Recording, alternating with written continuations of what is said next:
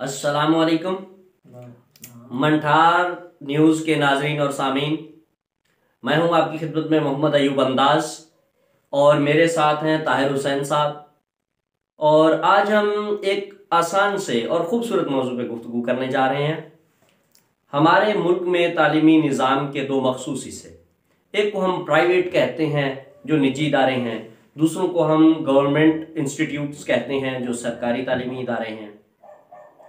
तो इनमें बुनियादी तौर पर क्या फ़र्क है और इनमें बेहतरियाँ कैसे मुमकिन हैं, और ज़्यादा से ज़्यादा बच्चों को ज़िंदगी के तमाम तर मामलात को बेहतरीन तौर पर समझने और उन ज़िंदगी के तमाम मामलात को एहसन तरीके से निभाने के लिए क्या कुछ किया जा सकता है, इस पे हम गुफ्तगू करेंगे। जी ताहिर भाई, आप टीचर हैं? जी किस इदारे में? मैं एक प्राइवेट इदारे में टीचर। और कितने अरसे से आप ये टीचिंग के फ़राइज़ अंजाम दे रहे हैं? मैंने मुख्तलिफ स्कूलों में 11 साल हो गए मुझे टीचिंग करते हुए। अच्छा, मतलब आप 11 साल तदरीसी तजर्बा रखते हैं। जी ठीक है जी। तो आपने इन 11 सालों में प्राइवेट इदारों की कौन सी बेहतरियां नोट की हैं जो सरकारी इदारों की निस्बत बेहतर हैं, अच्छी हैं, और सरकारी इदारों में वो होनी चाहिए जबकि नहीं है? जी, प्राइवेट इदारे में सबसे पहले ये होता है कि चेकिंग बैलेंस होता है। ठीक है, प्राइवेट इदारों में चेकिंग बैलेंस, अच्छा, वो इज्तिमाई लिहाज से और इनफरादी लिहाज से, दोनों लिहाज से बेहतर होता है। वो स्टूडेंट्स के लिए होता है या टीचर्स के लिए भी होता है और टीचर्स के लिए भी होता है। अच्छा, मतलब टीचर्स के लिए भी वो चेक एंड बैलेंस है और स्टूडेंट्स के लिए भी है। ठीक हो गया। तो जो उससे ये होता है कि बच्चों के टीचर जो है, हम सबसे पहले जो है वो प्राइवेट इदारों में टीचर देख लें, उनकी एजुकेशन देख लें, और गवर्नमेंट स्कूलों में टीचर्स की देख लें, उनकी जो है एजुकेशन देख लें कि वो उनका ज़मीन और आसमान का फ़र्क है। लेकिन रिजल्ट मतलब आपका मतलब ये यहाँ देखें कि हम प्राइवेट इदारों में मोस्टली जो है वो FA BA यहाँ ज़्यादा से ज़्यादा MA MSc तक होते हैं। मतलब यहाँ तक, यानी लो लेवल तक जो प्राइमरी हिस्सा है उसमें FA तक जो है टीचर होता है। अच्छा, अब जो है जैसे अपग्रेडेशन हो गई है, अब जो है कुछ हाई लेवल के टीचर रखे, कुछ स्कूलों में होंगे भी, लेकिन जो गवर्नमेंट स्कूल है जी जी, उनमें अगर देखा जाए तो ज्यादातर MPhil PhD मास्टर होल्डर होंगे, यानी कि प्रोफेशनल डिग्री भी होगी उनके पास, एकेडमिक डिग्री भी होगी, बिल्कुल, तजर्बात भी ज्यादा होंगे जी। लेकिन उसके बावजूद जो है वो रिजल्ट नहीं आते। उसकी जो मेरे नजदीक वजूहात है वो ये है, नंबर 1 के चेकिंग बैलेंस है, वो एक निजाम का चेकिंग बैलेंस है। अच्छा, मतलब एक सिस्टम का है, एक स्ट्रक्चर का है। ठीक है, कागजी कार्रवाई होती है। अच्छा, जो मतलब वो किन प्राइवेट इदारों में, गवर्नमेंट इदारों में? अच्छा, सरकारी इदारों में आपका कहना है कि जो कार्रवाई होती है, चेक एंड बैलेंस है, वो फर्जी किस्म का होता है। अच्छा। उसमें जो है वो ज्यादा टीचर्स पूछताछ होती है तो उससे वो शो काज नोटिस दे दिया जाता है, वो जुर्माना अपना दे के फिर अपनी सीट पे बहाल हो जाते हैं। ठीक है। अगर प्राइवेट इदारे में देखा जाए तो प्राइवेट इदारे में क्या होता है कि एक टीचर अगर काम नहीं करके दे रहा आपको, बच्चों के ऊपर नहीं कोशिश करता, पहले उसको मौका दिया जाता है। अगर उसके बावजूद वो अपने जो है नाकाम हो रहा है बार बार, तो उससे माजरत कर ली जाती है, उसको हटा दिया जाता है, उसकी जगह कोई नया उससे बेहतर टीचर रखा जाता है। मतलब उस टीचर को रिप्लेस कर दिया जाता है। इससे जो है वो रिजल्ट में काफी जो है बेहतरी आती है, क्योंकि जो है गवर्नमेंट है उनका ये होता है कि ये गवर्नमेंट टीचर लग गया, बस अब इसको कोई गवर्नमेंट इस ड्यूटी से हटा नहीं सकता। ज्यादा शोकस होगा, मुअत्तल हो जाएगा, लाइन हाजिर हो जाएगा जिस तरह कहते हैं, लेकिन उसको हटा नहीं सकता उस नौकरी से। अब उस टीचर को देखें कि उस टीचर जो है वो उसकी वजह से अगर वो एक स्कूल से उसको तबादला भी कर दिया जाता है, दूसरे स्कूल में जाएगा, उसका फिर वही रवैया होगा। अच्छा, अगर जो प्राइवेट अदारा है उसमें ऐसी चीज नहीं होती, उसमें उन्होंने रिजल्ट लेना है, वो ना वो मंथली रिपोर्ट देखते हैं ना सालाना देखते, वो जो है वो मौके की मुनासबत से देखते हैं, यानी कि वो जो आपका प्रेजेंट जो होता है ना, उस सिचुएशन को देखते हैं, उस सिचुएशन को देख के फैसला कर देते हैं और ये फौरन हो जाता है। अच्छा, यहाँ पे जो आपकी तकरीबन जो सारी की सारी ऑब्जर्वेशन है ना, उसकी मैं दाद देता हूँ मेरे प्यारे भाई, लेकिन यहाँ पे कुछ मामलात पेचीदा भी हैं जो हमें लोगों के सामने लाने की जरूरत है। आपने प्राइवेट स्कूल्स को बेहतर कहा, नो डाउट है। गवर्नमेंट इदारों को आपने कहा कि वो बुनियादी तौर पर जो काम है वो है बच्चों की तालीम और तरबियत, उस पर वो कम काम करते हैं। आपकी गुफ्तगू का नतीजा यही है। ऐसा नहीं है, ये बात तस्लीम शुदा है कि गवर्नमेंट इदारों में वेल क्वालिफाइड टीचर्स हैं, ठीक है जी, जबकि प्राइवेट इदारों में कुछ तादाद है वेल क्वालिफाइड, मोस्टली नहीं है, लेकिन उनका रिजल्ट बेस्ट है। ये बात मानने वाली है। इसके असबाब हैं ताहिर भाई, इसके असबाब हैं। इसके क्या सबब हो सकते हैं? देखें, प्राइवेट इदारे में एक टीचर आ गया, उसको एक सैलरी मिलनी है, उसको एक स्पेसिफिक क्लास या एक स्पेसिफिक सब्जेक्ट दिया गया है, उसका काम है कि आपने बच्चों को वर्क देना है, ठीक है, पढ़ाना है, होमवर्क देना है और चेक करना है, ठीक है, उनके टेस्ट बनाने हैं, टेस्ट लेने हैं, फीडबैक देना है, ये काम है। इसके अलावा कोई काम नहीं है। और प्राइवेट इदारों में जो स्टाफ है वो अगरचे कम क्वालिफाइड है लेकिन प्रॉपर है, कंप्लीट है। और जहां तक मेरी ऑब्जर्वेशन है वो ये है कि प्राइवेट इदारों के पास 1, 2, 3 तक एक्स्ट्रा टीचर्स भी होते हैं कि अगर हमारा कोई टीचर जो है आज लीव पे है, छुट्टी पे है, तो हम अपने इस टीचर को उसकी जगह पे बिठा सकें। उनकी क्लास खाली नहीं होती, ऐसा है। जबकि गवर्नमेंट इदारों को अगर आप देखें तो जहां तक मैंने देखा है शायद ही कभी कोई इदारा ऐसा हो गवर्नमेंट का जहां पे कंप्लीट स्टाफ प्रॉपर 2 ईयर रहा हो, पूरा स्टाफ पूरे 2 साल रहा हो, वो शायद ही खुशकिस्मत कोई इदारा हो। असातिज़ा की कमी रहती है, क्लास 4 की कमी रहती है, ठीक है जी, हमेशा। और ये कमी निस्फ से भी ज्यादा हो जाती है। अब जहां पे हमें 8 असातिज़ा दरकार हैं, वहां पे अगर आपके पास 3 बैठे हैं तो वो क्या रिजल्ट देंगे आपको?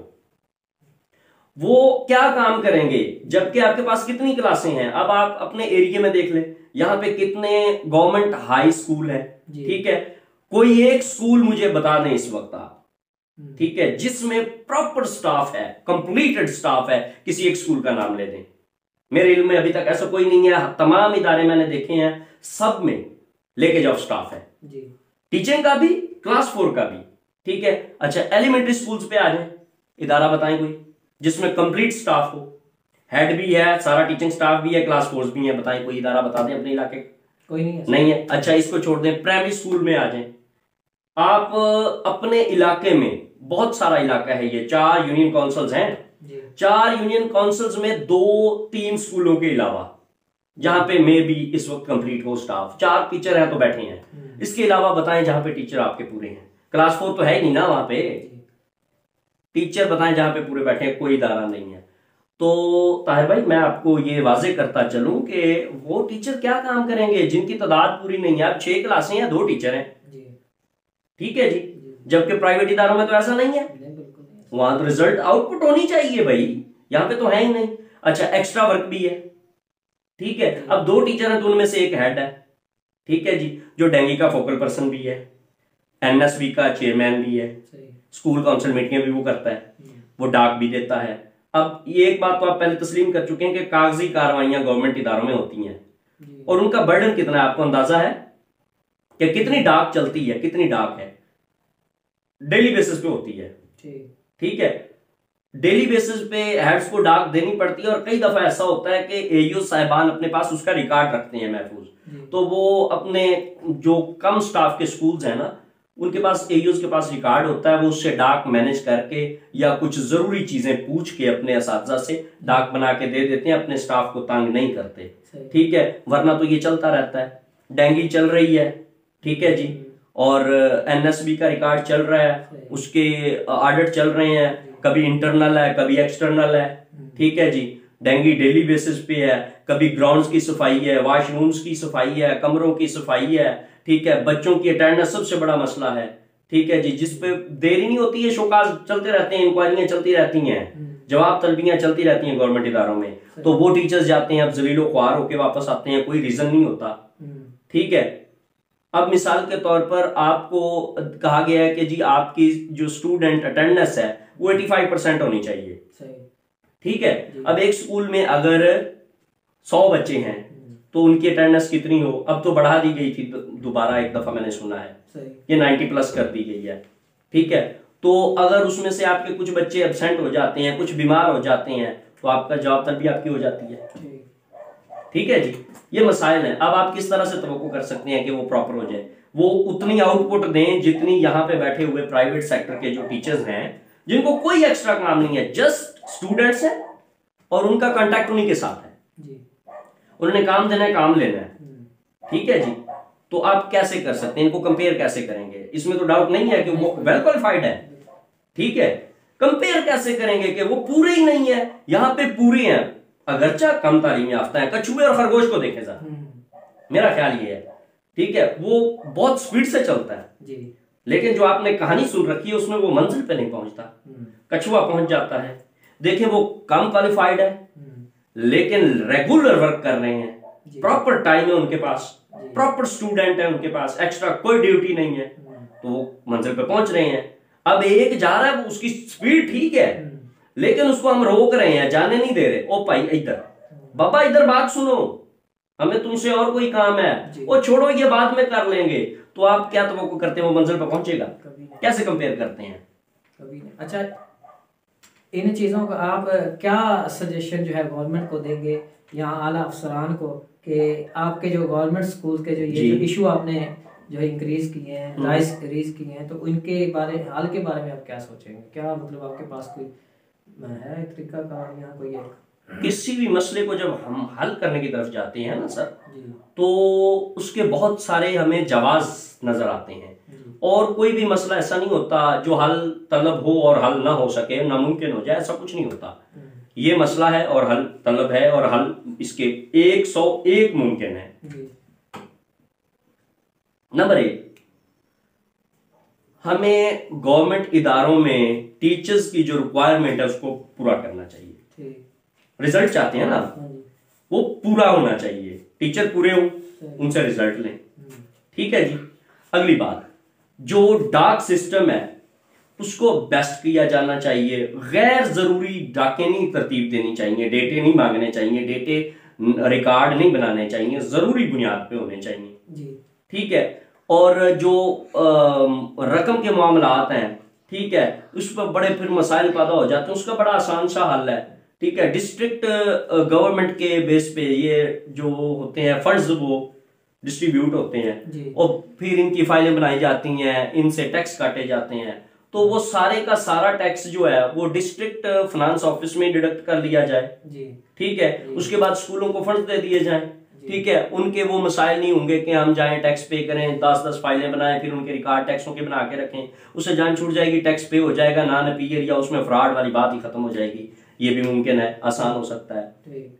अगली बात है, हम कहते हैं टीचर काम नहीं करते, तो टीचर काम करेंगे, आप उन्हें बूस्टअप करें, एक ऐसा तरीका लेके आए कि टीचर को लगे कि मैंने काम करना है। वो क्या कर सकते हैं, देखें, आप पीएसटी भी अपॉइंट करते हैं, ईएसटी भी अपॉइंट करते हैं, एसएसटी भी अपॉइंट करते हैं, एसएस भी अपॉइंट करते हैं।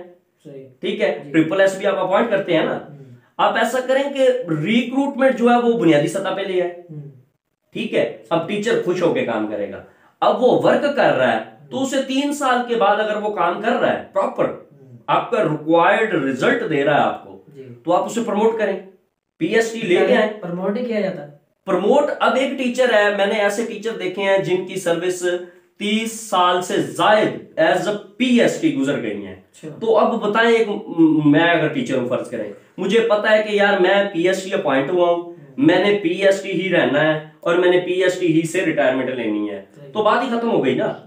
अब एक बंदा है पीएचडी पे वो काम कर रहा है, 3 साल के बाद उसकी देखें परफॉर्मेंस बेस पे आप उसे रिक्वायर्ड क्वालिफिकेशन की बुनियाद पे आप उसे प्रमोट करें, ईएसटी ले आए। अगले 3 साल के बाद आप उसे काम देखें, काम दे रहा है तो आप उसे एसएसटी ले आए, उसके बाद आप उसे एसएस ले आए। ठीक है, प्रमोट करते जाएं। ठीक है ना। तो आपका हर टीचर जो है, देखें, हर सतह पे पीएचडी इसलिए काम करेगा कि मैंने प्रमोट हो जाना है, आपको 100% से ज्यादा वो काम देगा। ठीक है, अब ईएसटी है, उसे पता है कि यार मैं अच्छा काम करूंगा तो मेरी प्रमोशन है, मैं जा सकता हूं आगे, नहीं तो फिर यहीं पे। ठीक है, वो काम करेगा। एसएसटी आपका काम करेगा, एसएस काम करेगा, सारे लोग काम करेंगे। जब हमने लेवल ही बंद कर दिया कि यार आपने यहीं पे रहना है, यही आपका पिंजरा है, यही सिस्टम है, यही आपको सब कुछ मिलना है, सालाना इंक्रीमेंट है, इडाक हम जब आप शोर शराबा करेंगे, रिक्वायरमेंट आएगी हम आपको दे देंगे। ठीक है, तो फिर आप बताएं आप उसे बूस्टअप कैसे कर सकते हैं? ये वाकई प्रॉब्लम्स हैं, ये मामलात हैं, प्रमोशन को हल करना चाहिए। जी जी। और इक्वल कैटेगरीज पे लेके आना चाहिए साइंस को और आर्ट्स को। ये नहीं है कि अब जो साइंस की प्रमोशंस हैं वो 2015-16 तक आ चुकी हैं, ठीक है जी, और जो आर्ट्स की प्रमोशंस हैं वो 1993-92 पे घूम रही हैं। ठीक है, अब देखें कि एक बंदा अब 17-18 में अपॉइंट होता है या अब 22-23 में अपॉइंट होता है, इस बंदे को वो 93 वाले जब यहाँ पे पहुंचेंगे तो मेरा ख्याल है कि ये जो अरसा है यहां तक पहुंचते हुए इसकी तो सर्विस पूरी हो जाएगी। क्या समझते हैं आप? बिल्कुल, ये मामलात है ना, इनको अच्छी तरह से लेके जाना चाहिए। अगली बात शायद आप इत्तेफाक करें जी। वो मैं ये करता हूं कि हमारा जो सिलेबस है ना जी, जो दरसी कुतुब हैं उनको बेहतर होना चाहिए, उनको स्केल के स्टैंडर्ड के मुताबिक होना चाहिए, एक्स्ट्रा नहीं होना चाहिए, कम भी नहीं होना चाहिए जी।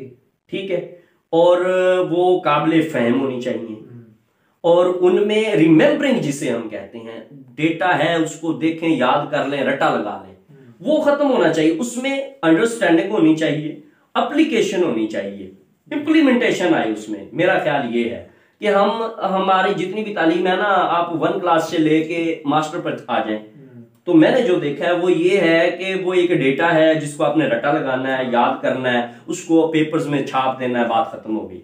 ना तो उसमें कोई फहम है, ना उसमें किसी चीज का कोई इतलाक है। जिंदगी के मामलात हैं, उसमें एप्लीकेशन होनी चाहिए ना, अप्लाई होना चाहिए ना। अप्लाई आपका जो आपने पढ़ा है मास्टर तक, चले आपने मास्टर किया है, ठीक है जी, आपने जो आज तक पढ़ा है उसमें से आपके बुनियादी जो बेसिक जिंदगी के मामलात हैं, ठीक है, उन पे एप्लीकेशन जो उस नॉलेज से हो रही है, जो आप कर रहे हैं या करते रहे हैं, वो कितने % है बता सकते हैं आप?